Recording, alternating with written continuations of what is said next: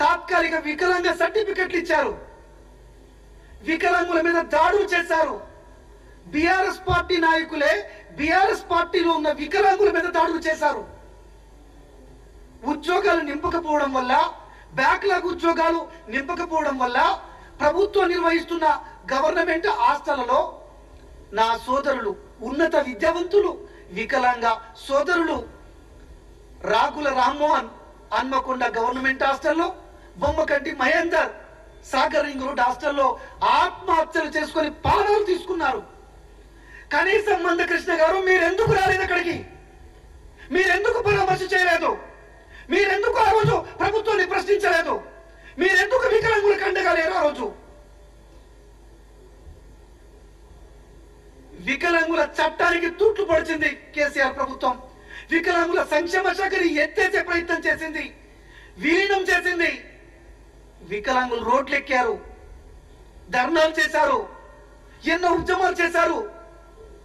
లక్షలాది మంది వికలాంగులకి 2 సంవత్సరాలు 3 సంవత్సరాల పాటు కొత్త పెన్షన్ ఇవ్వకుండా నిర్లక్ష్యం చేసింది కేసీఆర్ ప్రభుత్వం. ఒక్క ప్రపంచ వికలాంగుల దినోత్సవానికి కూడా కేసీఆర్ ముఖ్యమంత్రిగా ఒక్కసారి కూడా హాజరు కాలేదు. మీరెందుకు ప్రశ్నించలేదు?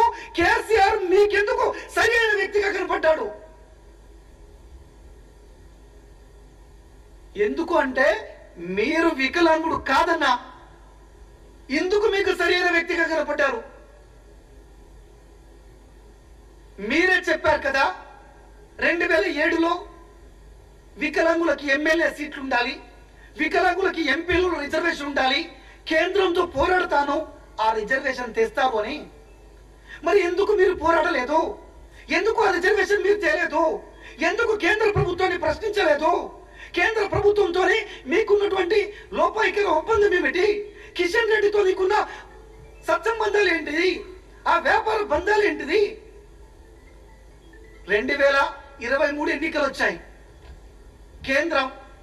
కేంద్రంలో అధికారంలోకి రావడానికి పార్టీలు ప్రయత్నం చేస్తున్నాయి. కాంగ్రెస్ పార్టీ 6 రకాల న్యాయాలు ఇచ్చింది. అందులో ముఖ్యంగా వికలాంగులకి స్థానిక సంస్థల్లో రిజర్వేషన్లు ఇస్తా అని చెప్పింది. ఏ రిజర్వేషన్ల గురించి అయితే నువ్వు మాట్లాడావో, ఏ రిజర్వేషన్ల గురించి అయితే నేను అడుగుతా, ప్రశ్నిస్తా, ఉద్యమం చేస్తా అని మీరు అన్నారు, ఆ రిజర్వేషన్లు కాంగ్రెస్ పార్టీ ఇస్తా అని చెప్పింది. మీరు కాంగ్రెస్ పార్టీకి ఎందుకు మద్దతు ఇవ్వలేదు? బీజేపీ గుండు సున్నా కొట్టింది మేనిఫెస్టోలా, మీరు బీజేపీకి ఎందుకు మద్దతు ఇచ్చారు? 2023 అసెంబ్లీ ఎన్నికల్లో ఇక్కడున్న ఏ ఒక్క పార్టీ కూడా, కాంగ్రెస్ తప్ప, మేనిఫెస్టోలో ఒక్క అంశం కూడా వికలాంగుల కోసం చేర్చలేదు.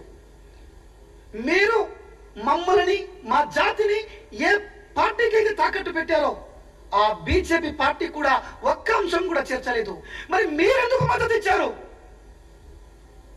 మీకు వికలాంగుల పట్ల ప్రేమ ఉంది కదా, వికలాంగుల పట్ల ఆప్యాయత ఉంది కదా. నేను ఇంకా కొంచెం ముందుకు పోయి మాట్లాడితే, మీరు ఏర్పరిచిన సంస్థలో జరిగిన అక్రమాలు, అవినీతి, దళారీ వ్యవస్థ, మహిళా వికలాంగుల పట్ల వాళ్ళు ప్రవర్తించిన తీరు, నాకడ ఆధారాలు ఉన్నాయి. వాళ్ళు సాటి వికలాంగుల మీద చేసిన దాడులు, ఉద్యోగాలు ఇప్పిస్తా అని చెప్పేసి వసూలు చేసిన దందా, నాకడ ఆధారాలు ఉన్నాయి. ఇవాళ రాష్ట్ర ముఖ్యమంత్రి వర్యులు రేవంత్ రెడ్డి గారు ప్రమాణ స్వీకారం చేసిన క్షణాల లోపల వికలాంగ సోదరి రజనికి ఉద్యోగం ఇచ్చారు. చివరికి మీరు ఒక హ్యాండిక్యాప్డ్ అమ్మాయికి ఇచ్చిన ఉద్యోగాన్ని కూడా రాజకీయం చేశారు కదన్నా. అది ఉద్యోగమే కాదంటున్నారు కదా. మీరు ఆ ఉద్యోగాన్ని స్వాగతించి ఇంకా ఇలాంటి ఉద్యోగాలు ఇంకా కొన్ని ఇవ్వాలండి, వికలాంగులందరికీ న్యాయం చేయాలి, వారందరికీ ఏదో రకమైన ఉపాధి ఇవ్వాలి, వారందరికీ ఏదో రకమైన ఉద్యోగం ఇవ్వాలని మాట్లాడాల్సిన బాధ్యతని మీరు మరిచి ఇచ్చిన ఉద్యోగాన్ని కించపరిచారు. పైగా మీరేం చెప్తున్నారు? 100 ఉద్యోగాలు ఇలాంటి మేము ఇప్పించామని చెప్తున్నారు. నేను అడుగుతున్నాను మిమ్మల్ని, మందకృష్ణ గారు, మీరు ఎంతమంది వికలాంగులకి ఉద్యోగాలు ఇప్పించారు? ఆ డాటా మాకు ఒకసారి పెడతారా? ఏ ప్రాతిపదిక బయటికి తెప్పించారు? ఒకసారి ఈ సమాజానికి తెలియజెప్తారా?